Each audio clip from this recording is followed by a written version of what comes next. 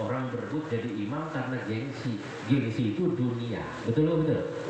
Nah, loh saya kan kalau jadi imam masjid kalau diundang tahlil berkatnya 2. Akhirnya berkat juga ujung-ujungnya.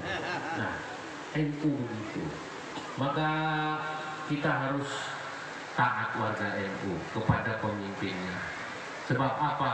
Kita tidak akan pernah bisa besar melewati 100 tahun pertama ini kecuali karena pertama hakikatnya Allah Subhanahu wa taala yang menjaga Nahdlatul Ulama. Ini NU yang mendirikan wali. Sampean percaya NU ini yang mendirikan para aulia, para wali. Ya, para wali itu pertama dari pengasuh pesantren dan juga para wali karena mereka adalah orang-orang yang mendoakan NU. Tidak ada. Saya ke Amerika mau ceritain, tapi rahasia, jangan ngomong-ngomong. Waktu saya ke Amerika, kira-kira 3 bulan yang lalu lebih, saya bertemu dengan imam besar orang Islam di Amerika, tapi asalnya dari Afro-Amerika, orang Amerika tapi keturunan Afrika. Namanya Imam Musa Drame. Nah, dia bertanya tentang NU. Tolong jelaskan saya tentang Nahdlatul Ulama. Oh, saya jelaskan. NU ini dulu didirikan oleh para ulama-ulama Indonesia. Jebolan Haramain, alumni Makkah Madinah, khususnya Mbah Hasyim Asy'ari, Kiai Abdul Wahab Hasbullah, dan Kiai Bishri Santuri beserta yang lain-lain.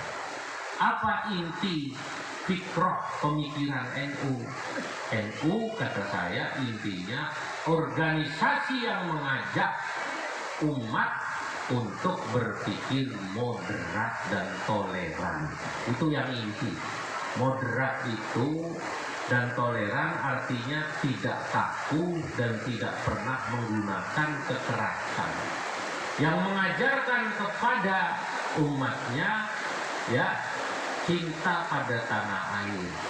Karena tanah air ini bagian daripada anugerah Allah. Sampean dan saya ini tidak pernah bisa milih lahir di mana. Alhamdulillah Allah takdirkan sampean lahir di Sumeneb, negaranya namanya Indonesia. Ya sudah disyukuri. Akidahnya apa? Akidahnya saya katakan mengikuti tauhidnya Imam Asy'ari dan Maturidi, fikihnya mengikuti Imam Mazhab 4 khususnya Imam Syafi'i, tasawufnya mengikuti Imam Junaid Al-Baghdadi dan Imam Al-Ghazali. Ini NU kata saya. Berapa anggotanya? Begitu saya jelaskan anggotanya, kitab-kitab ulamanya, ini langsung seketika selesai saya bertemu, ini imam besar, ini ulama di Amerika, langsung bilang di konsul jenderal, kalau gitu Kiai, Pak Dubes, Pak Konjen saksikan sekarang ini NU dapat 2 anggota baru. Siapa? Saya dan istri saya. Imam besar di Amerika begitu dengar NU indah seperti ini, mereka langsung bilang saya masuk NU. Ya karenanya kalau ada orang yang benci NU ini pasti tidak paham NU. Atau kalau ada orang jadi pengurus NU nyesel, kapok. Saya mau tanya, di Sumeneb ini ada nggak orang kapok jadi pengurus NU? Tidak ada kan? Ada juga. Saya kapok saya jadi pengurus NU. Lebih enak ngurus BNT. Ada duitnya. Tidak boleh. Kalau pengurus BNT ini, BNT-nya juga diurus buat NU. Alhamdulillah. Saya katakan begini. Man u'tiya nahdlatal ulama thumma ra'a anna ghairaha khairan minha faqad azzama saghiran wa saghara 'azim. Barang siapa orang kok dianugerahi Allah jadi pengurus NU, khidmah di NU, ngurus umat NU dari tingkat ranting, anak ranting bahkan sampai ke DNU misalnya. Kok sudah diamanati Allah khidmah di NU, kok nyesel? Dia bilang tsumma ra'a anna ghairaha khairan minha. Dia lihat kok lebih enak di luar NU. Berarti orang ini faqad azzama saghiran wa saghara aziman.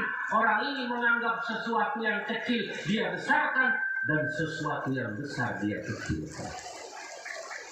Kenapa? Karena NU ini hikmah di NU besar. Jangan sampai anggap kecil. Saya hidup organisasi yang saya mau hanya dua. Pertama, nomor satu Nahdlatul Ulama. Ini organisasi yang saya belum lahir.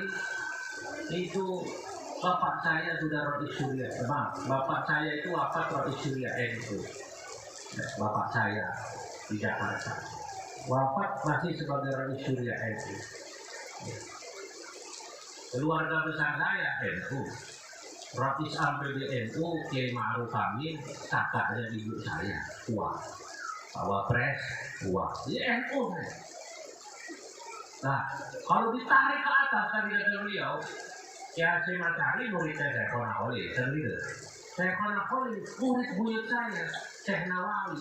Jadi Syekh Nawawi itu biar bagaimana nyambung sama keilmuan ulama NU yang sampai Madura ini semua ke saya Konakoli. Maka sampai panjenengan dengan saya ini saudara NU dari sebelum lahir.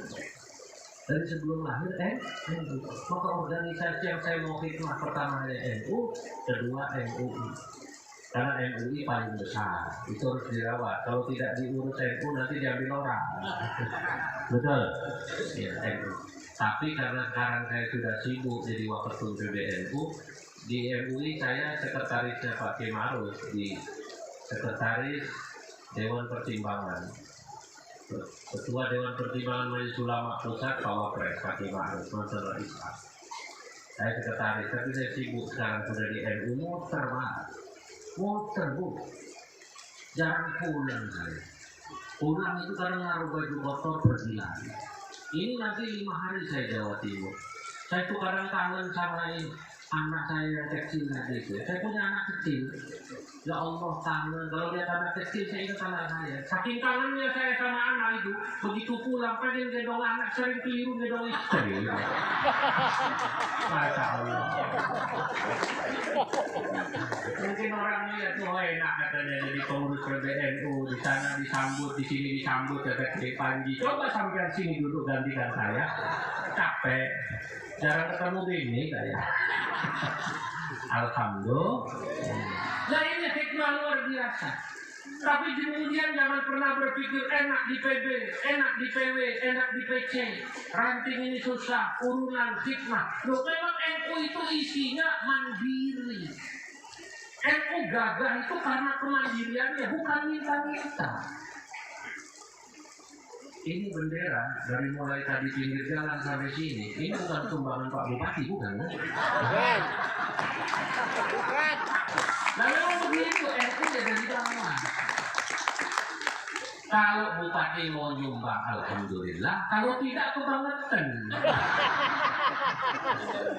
Kalau ada orang menjadi anggota dewan dari fraksi PKB, P3, PDI mau nyumbang silahkan. Tidak nyumbang, NU gagah. Tidak nyumbang nggak apa-apa, tidak kita pilih. Begitu ya? Nah NU juga agak lebih besar NU ini daripada partai politik. Maka saya bilang orang NU boleh berpartai apa saja. Karena NU harus mengayomi, Pak. Betul. NU tidak boleh dimiliki satu partai. Kalau dimiliki satu partai berarti NU lebih kecil dari partai itu. Padahal NU lebih besar dari semua partai. Setuju? NU. Saya bilang begini, pakai bahasa guyon bahasa Arab Pak Kiai. La baksa antakunu PKB-an. Tidak masalah orang NU itu ada yang nyoblos PKB, PDI-an dan nyoblos PDI, P3I-an nyoblos apa namanya?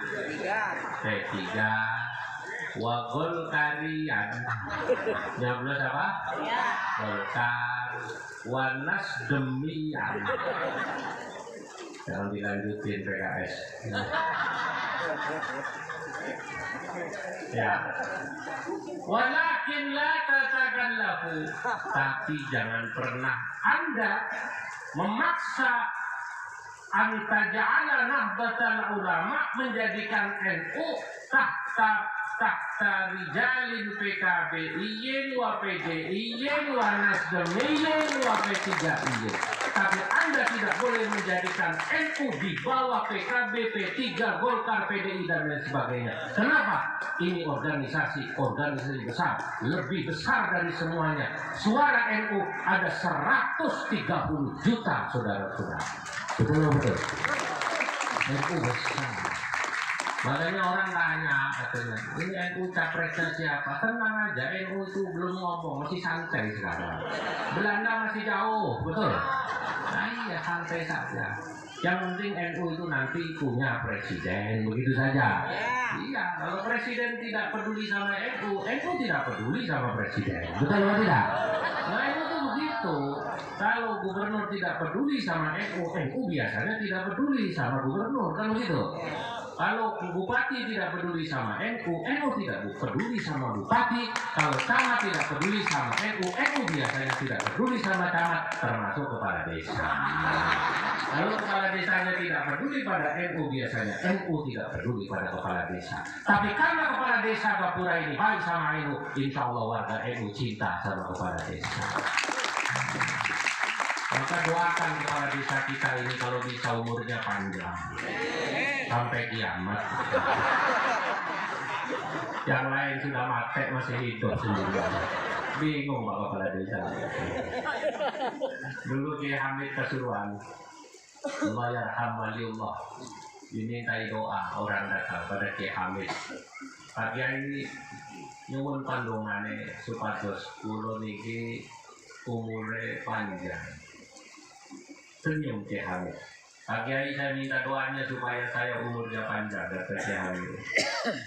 Kok begitu? Iya Pak Kiai, ya wis, kowe tak dongakno umurmu ben dawa tekan kiamat. Wong wis do mati kabeh, kowe masih urip dhewekan. Didoakan begitu bingung. Tapi insyaallah baik Pak Kepala Desa. Nah, hadirin, jadi ini apa concern daripada ulama NU sejak dulu pada NU? NU itu ulamanya cuma satu, karena ulama itu pewaris para nabi. Saya katakan fa'iza kana la rutbata fawqan nubuwah fala syarafa fawqa syarafil wirasah litilkar rutbah. Jika derajat paling tinggi itu adalah derajat kenabian, maka tidak ada lagi derajat yang lebih tinggi selain mewarisi derajat pewaris para nabi, yakni para ulama. NU didirikan ulama pewaris nabi. Nabi itu yang dipikirin umat, maka ulama juga yang dipikirin umatnya. Maka bapak-bapak, NU harus begitu. Kalau melihat umatnya kok tidak bisa ngaji, NU diranting, coba bikin madrasah, bikin pengajian, bikin pesantren. Umatnya nggak punya duit, butuh duit untuk dihutangi, kasih modal, NU bikin BNT, kan begitu? NWT bikin BNT, coba dikasih modal. Kalau orang desa Gapura, kecamatan Gapura maju, insya Allah yang senang kan kita juga NU. Kalau mereka usahanya jalan dengan BNT itu dikasih modal, insya Allah kalau nanti NU bikin acara, yang nyumbang ya ini orang NU semua. Saya dari Cilacap setengah bulan lalu dari Cilacap. Ada Cilacap ini koin NU-nya hebat. Sebulan Cilacap Pak Kiai Panji itu koin NU dari masyarakat 1,5 miliar. Satu kecamatan dapat 200 juta. Maka kantor NWC di Cilacap tidak ada yang jelek. Nah, kalau nanti di sini NWC Gapura, PCNU bisa itu dikasih saja kaleng koin NU. Itu sekecamatan 200 juta kali 20 berapa tadi itu? 24. Ya katakanlah belum 200 juta lah, ini tadi katanya ada 24 MWC, 1 MWC itu bisa 100 juta dari duit kaleng itu pulang belanja sampai hari ibu-ibu sisa duit masukkan, kan begitu kan? Nah ini kalau dikumpulin 100 juta kali 24 MWC 2,5 miliar. Ini uang yang besar. Kalau NU gagah sebulan, ketua PC bisa mengumpulkan gini, nanti uangnya buat bangun kantor PC, bangun kantor MWC, bangun kantor ranting, madrasah, TPA. NU gagah. Orang hanya lihat Muhammadiyah kampus, tidak tahu kalau NU jauh lebih besar dari Muhammadiyah. Kalau bisa begini hebat. Tidak perlu nanti pengurus NU itu mengemis-kemis bawa proposal sama orang-orang kaya, para politisi. Ya Arhamar Rahimin, irhamna. Ya Arhamar Rahimin, irhamna. Tidak perlu, gagah. Ranting bisa mengumpulkan uang 10 juta, 5 juta, PC bisa total 2, sekian. Kalau bisa begini, orang akan hormat. Karena biasanya memang orang jadi rendah itu karena duit.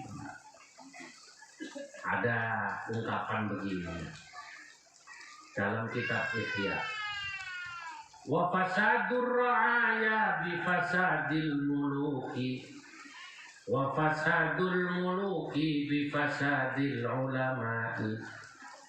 Wa fasadul ulama'i bi hubbihimul mala wal jaha wal riyasa. Wa fasadur ra'aya, rusaknya perilaku rakyat ini bi fasadil muluki, karena rusaknya perilaku para pemimpin. Jadi rakyat itu mengikuti pemimpin lah. Kalau pemimpinnya tidak membina rakyat, rakyatnya rusak. Sampai kalau apa-apa ukurannya duit rusak. Tadi serangan fajar kalah dengan apa namanya? Serangan duha. Kalau ini terus rusak. Nanti akhirnya orang mau jadi bupati, gede-gedean ngasih amplop. Kalau dia keluar banyak, begitu jadi bupati atau gubernur atau apa, akhirnya bukan berpikir bagaimana aspal jalannya berkualitas, bagaimana mengembalikan modal kampanye. Betul atau betul? Nah iya. Nah di bawah ini masih begitu kadang-kadang. Begitu milih calon pemimpin, kepala desa, ya yang dipilih yang amplopnya gede. Di sini pasaran berapa kalau jadi kepala desa? 200. Hah? 200. Begitu amplopin kepala desanya sambutan, Masya Allah salamnya belepotan. Assalamualaikum warahmatullahi wabarakatuh. Gitu. Jadi kepala desa. Saya ditanya sama Kiai PB, kok bisa kepala desa begitu jadi lurah kepala desa? Apa tidak ada yang lebih santri yang soleh? Kepala desa ini Pak Kiai katanya, walaupun salamnya tidak fasih, salamannya fasih. Yang fasih salamannya, wah repot ini. Akhirnya dana desa kemudian diambil. Nah ini kan rusak, lah rakyat rusak ya karena rusak pemimpin. Pemimpin rusak karena rakyat juga sampai minta salamannya yang fasih. Maka pilih kepala desa yang soleh ya. Kalau insya Allah dari wajahnya soleh, amin ya. Kepala desa siapa namanya ini? Haji Khalid, insya Allah dari wajahnya saya lihat termasuk warga desa Gapura ini soleh semua Pak ya. Kelihatan ini dari wajahnya Al-Quran di luar kepala semua ya. Al-Quran di luar kepala semua. Kepala di mana, Al-Quran di mana semua. Nah, wa fasadul muluki, tapi jangan salah kata Imam Ghazali. Raja itu rusak perilakunya, pemerintah itu rusak, aparat itu rusak, politisi itu rusak, anggota dewan itu rusak perilakunya. Ternyata rusaknya perilaku para pejabat, aparat, pemimpin, politisi, hakim, jaksa, Polri, TNI, kenapa mereka bisa rusak? Bifasadil ulama, karena rusaknya perilaku para ulama. Loh kok apa hubungannya? Lah iya, ulamanya tidak menegur, tidak menasehati, tidak mengingatkan. Kalau masih ada ulama mengingatkan, Pak Bupati yang baik begini, Pak anggota dewan yang baik begini, ulamanya harus ikhlas.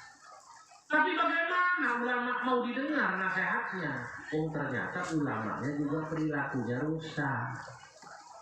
Nah kenapa rusak? Kebanyakan proposal.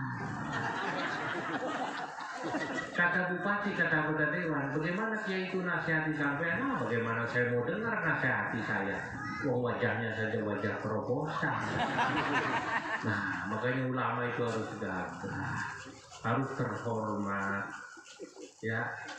Karena ulama itu kata Imam Ghazali dalam kitab Ihya, laksana garamnya negeri. Cuma ini kan pulau garamnya.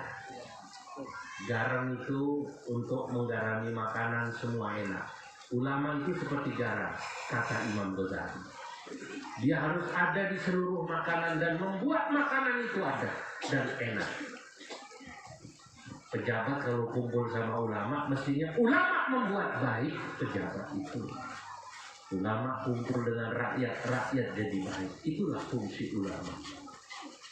Ya ma'syaral qurra, ya milhal balad, ma yuslihul milhu idal milhu fasad. Ya ma'syaral qurra, wahai para ulama. Ya milhal balad, wahai garamnya negeri. Ma yuslihul milhu, bagaimana garam bisa menggarami negeri. Idal milhu fasad, kalau garamnya rasanya sudah pahit. Kalau garam rasanya pahit, kenapa tidak dimasukkan ke makanan? Tidak. Maka ulama ini penting. Maka tolong panjenengan ya semua, ini kiai-kiai kita, ulama-ulama kita, pengurus PC, ranting, MWC, dijaga supaya jadi ulama yang benar. Kalau ulama sudah ikhlas ngaji, ngajar di pesantren, jangan ditarik-tarik ke politik praktis. Saya mendoakan saja. Doa pun insya Allah dikasih amplop. Tidak usah ikut-ikutan, betul? Nah iya. Saya itu bilang harus baik semua pada calon gubernur, baik semua. Nanti kalau kita dukung salah satu calon gubernur, nanti tadi ya ulama itu tidak didengar. Oh, itu bukan pendukung saya, kemarin pendukung yang sana. Kan begitu? Saya harus minta nasihati. Saya tidak mau saya. Ya sudah, saya begini saja. Dengan begini saya bisa ngomong bebas. Semua menghormati. Kenapa? Harus ada ulama-ulama yang menjadi garamnya negeri, bisa memberi nasihat kepada siapapun. Karena kalau ulamanya benar, ulamanya baik, seperti garam, dia akan menggarami para pejabat pemimpin. Insya Allah kalau pemimpin, pejabat, kepala desa baik, insya Allah rakyatnya juga baik. Allahumma amin. Tidak terasa sudah 1 jam saya ngomong. 1 jam ya? Tidak. Capek kan? Belum. Yang dengar capek belum? Belum. Yang ngomong capek. Saya harus ke Surabaya. Surabaya pengajian, nanti nyambung ke Pasuruan, nyambung ke Lamongan. Doakan saya sehat. Sampai di sini, mohon maaf atas segala kekurangan. Wallahul muwaffiq ila aqwamit thariq. Wassalamualaikum warahmatullahi wabarakatuh.